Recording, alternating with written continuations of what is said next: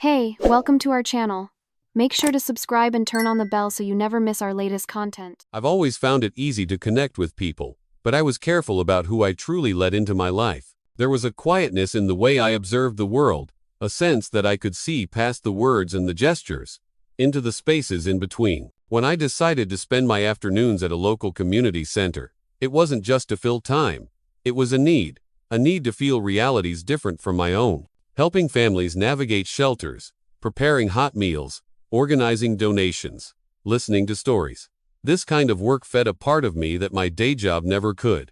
It was on an afternoon spent sorting through boxes that I first met Lachlan. One of the other volunteers, a young guy, was trying to stack a wobbly tower of donated goods by himself. Predictably, the tower came crashing down, and as I moved to help, Lachlan was already there. He was on his knees on the concrete floor, sleeves rolled up past his elbows, laughing at his own attempt to help that had only made things worse. The easy way he handled the small chaos, the way he diffused the volunteer's embarrassment with a few quick jokes, it sparked an immediate warmth in me. Before I knew it, the two of us were organizing hangars, trading stories, and laughing like we'd known each other for years. Our chemistry was effortless. I was more reserved, a listener by nature. Lachlan was an outgoing storyteller, but the thing that truly bonded us was a shared feeling, a sense of relief. In that space, we found a break from the demands of the outside world, a place where empathy mattered more than status. That connection soon moved beyond the walls of the center. We started grabbing coffee after our shifts. We shared rides. We talked about movies, music, and gave each other terrible relationship advice. I spoke about my wife, Lyra, with a light in my chest. I told him how we'd been together since college, how she was my anchor, my partner in everything. Lachlan mentioned his wife of 6 years, Linnea, with a playful tone.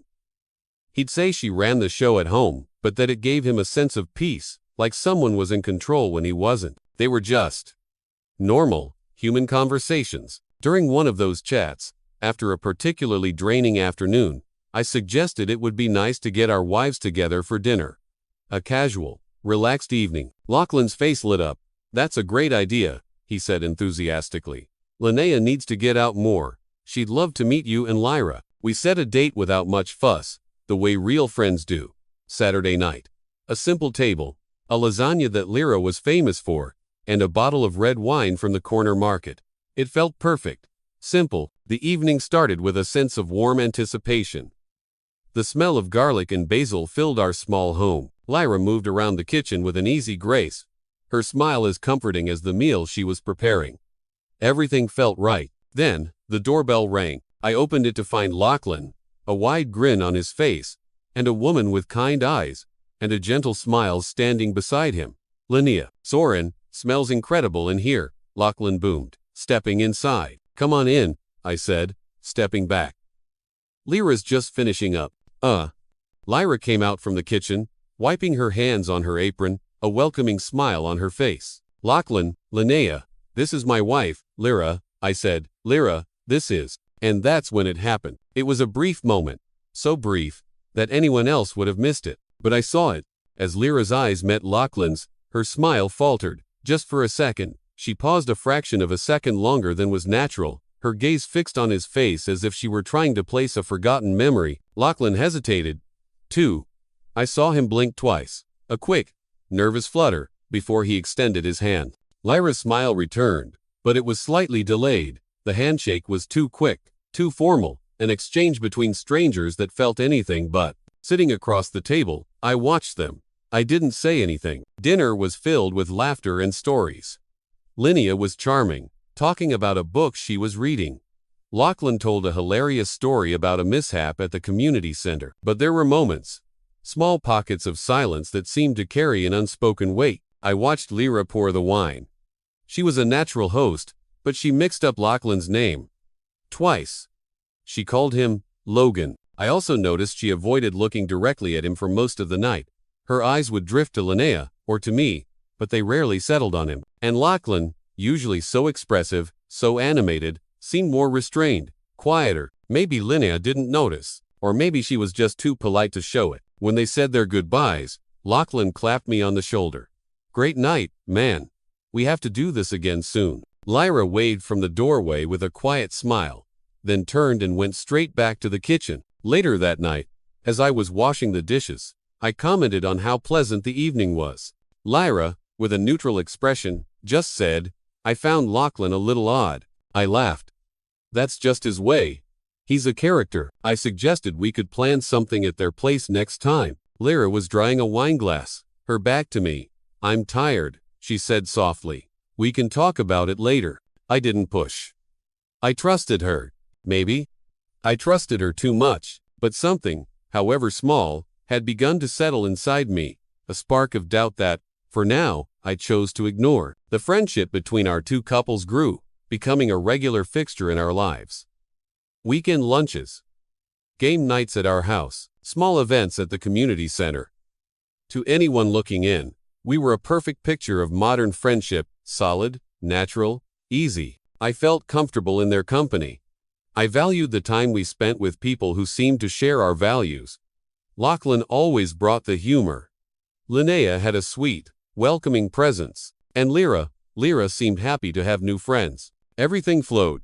Life felt stable, reliable, but the small signs kept appearing. And whether I wanted to or not, I started paying attention. One morning, over breakfast, Lyra casually mentioned she had a routine medical appointment that afternoon.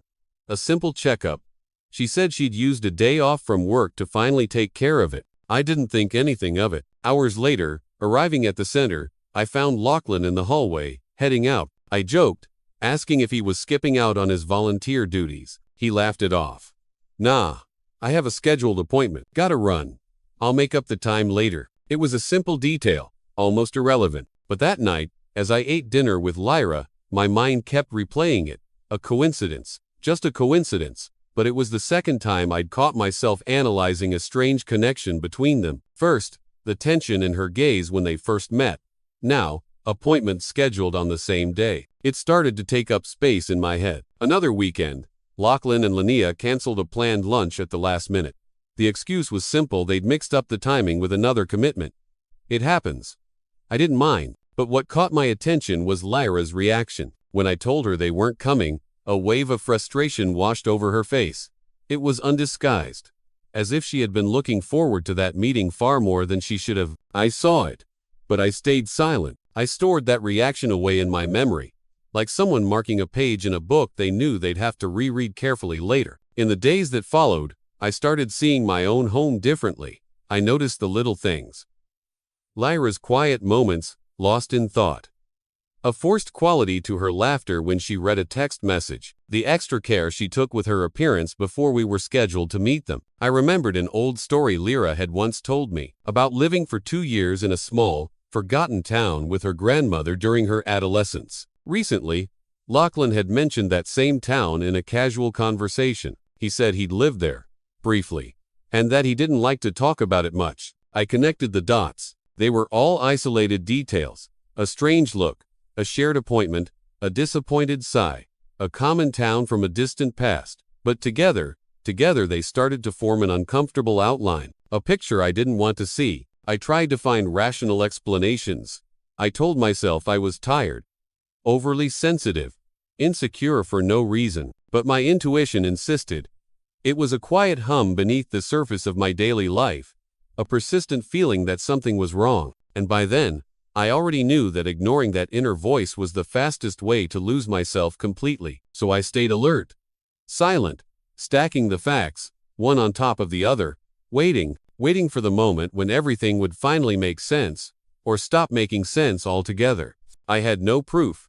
All I had was a tangle of coincidences, averted glances, and a growing discomfort in my chest. It was just a feeling, but it was already more than enough. The weight of it all became unbearable. The not knowing was a poison, seeping into every quiet moment, turning my trust into a fragile, hollow thing. I decided that if I wanted the truth, I couldn't just wait for it to appear. I had to be bold. So I lied. I found Lyra in the living room late that afternoon. She was scrolling through her phone, a faint smile on her face. I stood in the doorway for a moment, steeling myself. I walked toward her, my voice firm, my face a carefully constructed mask of neutrality. "I just talked to Lachlan," I said. The words hung in the air, heavy and cold. She looked up, her smile fading. "Oh, how is he?" "He told me everything." I said, my gaze unwavering. But I want to hear it from you. Start explaining. Her body went rigid.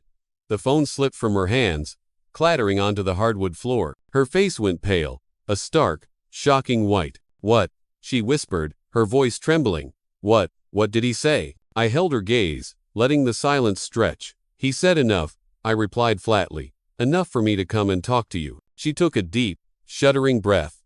Her eyes darted around the room, as if searching for an escape. Finally, she started speaking, her words hesitant and rushed. Soren, Lachlan and I, we dated. In high school. It was nothing serious. We were kids. She wrung her hands. We dated for a while, but then his family moved away, and we broke up. I hadn't seen him since. I crossed my arms, saying nothing. The silence was my weapon. She continued, gaining a frantic momentum. That night, at dinner, when I saw him standing there, in our living room, I froze. I mean, what was I supposed to do? Do you really think I could look at you and Linnea and say, hey, look who it is? My ex-boyfriend. What a coincidence. Of course not. I was speechless. I agree, I replied, my voice dry. But you should have told me afterward. I pushed. I was embarrassed, she exclaimed. I thought if I told you, you'd think the worst of it. And then, as time went on, it just felt like it wasn't worth mentioning anymore. It was so long ago. I leaned forward slightly. So you haven't seen him? Or talked to him? No coffee, no conversations, just between the two of you? Lyra frowned, a flicker of indignation in her eyes. Of course not. Why would I do that? I kept my tone neutral, almost clinical. So you didn't make any plans? No coffee, no lunch, nothing behind my back. And in that moment, I saw it. A subtle shift in her eyes. A flicker of calculation. She realized I didn't know everything.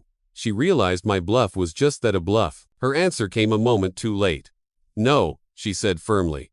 None of that happened. I took a deep breath, pretending to accept her story. Okay, I said, straightening up. I needed to hear that from you. I left the room calmly, saying I was going to the market to pick up a few things for dinner. But before I left, as Lyra was distracted, still shaken from our conversation, I did something I never thought I would do. I grabbed her phone from the floor where she dropped it. I slipped it into my pocket. I wanted to make sure that if she planned on warning Lachlan about our conversation, she wouldn't be able to. I drove, but I wasn't going to the market.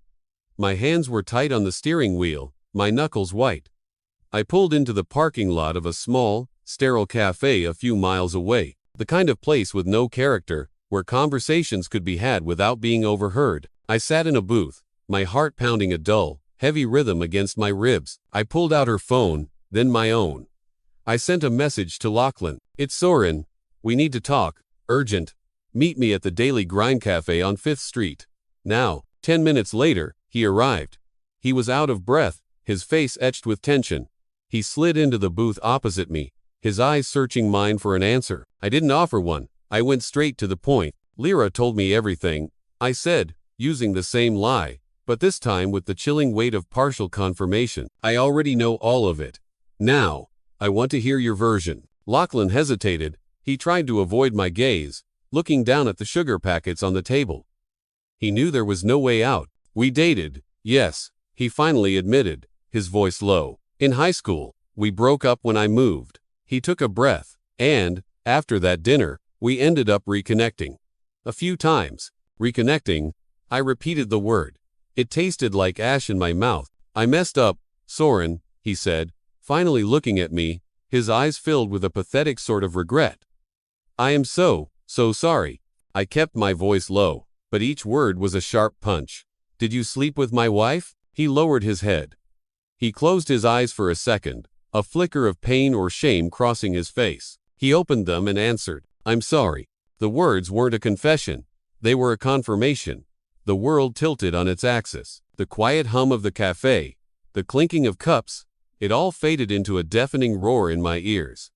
I stood up without another word, leaving him sitting there in the ruins of our friendship. I returned to my car, my mind on fire, my heart a numb, cold stone in my chest. I parked the car slowly, carefully, in our driveway. But inside me, everything was chaos, a storm of betrayal and rage. I opened the front door, and there was Lyra, sitting on the couch, legs crossed, reading a magazine, as if nothing was wrong, as if she hadn't just shattered our world with her lies. When she saw me walk in, she tried to smile, but I was faster. I pulled her phone from my pocket.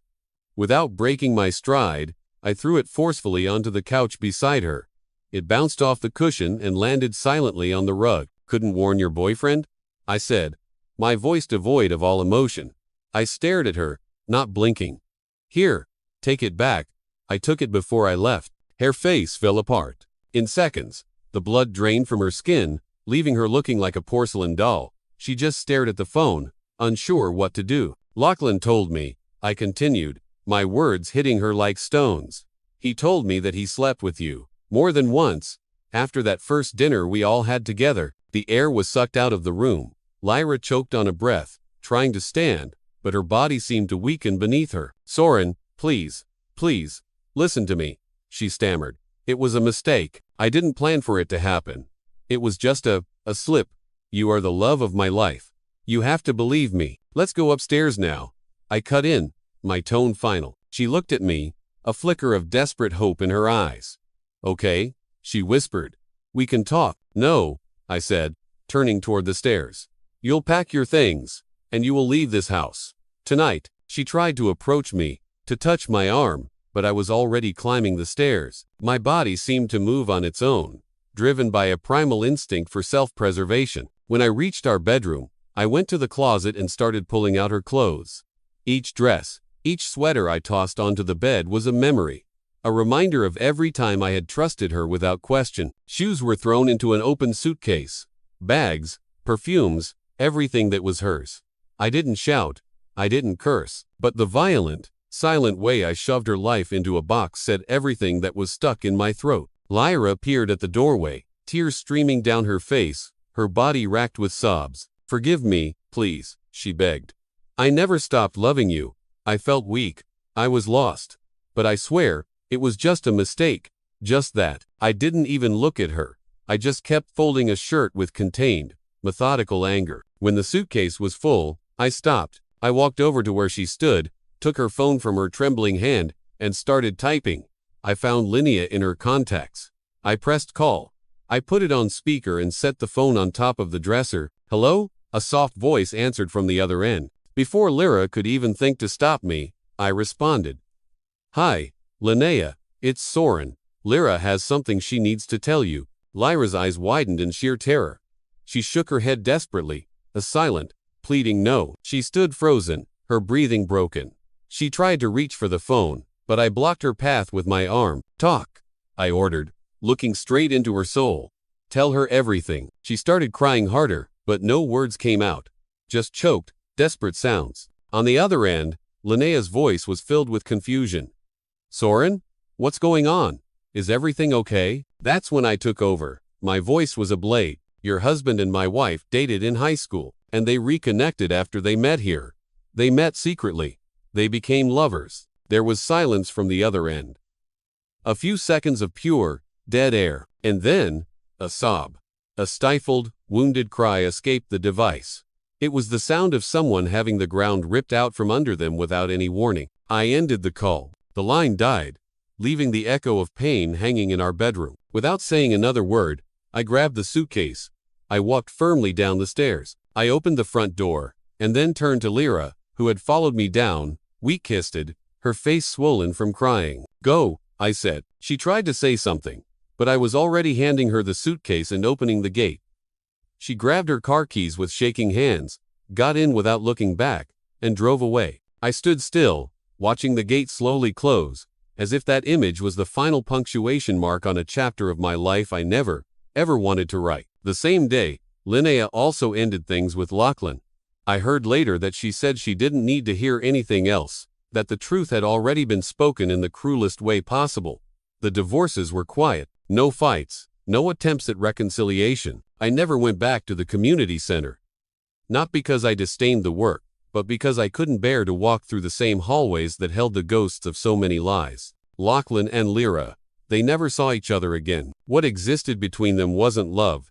It was a fragment of an unresolved past that had exploded in the present, crumbling into nothing on the floor of reality. There was no dramatic ending for them. Neither of them ended up with anyone else. And me, I moved on.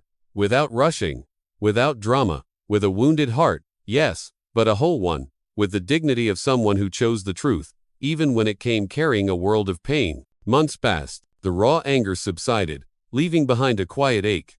I no longer looked back with so much rage, but I didn't quite know how to look forward, either. I lived one day at a time. I followed my routines, I kept my mind occupied, and my heart quiet. It was on one of those ordinary afternoons, at the neighborhood market, that I saw her, Linnea. She was standing in the produce section, picking out apples. Her hair was tied up messily. She wore no makeup, but she had that same gentle, sincere look in her eyes that she always carried. I hesitated for a moment. I thought about turning my cart around, walking away without saying a thing. But she saw me. She smiled a small, surprised smile, and gave a little wave. I returned the gesture and walked over. "Soren," she said, her tone light, almost relieved. "It's good to see you, Linnea. It's been a while, huh?" We stood there, among the fruits and vegetables, and talked about basic things. Work, the weather, life after the chaos.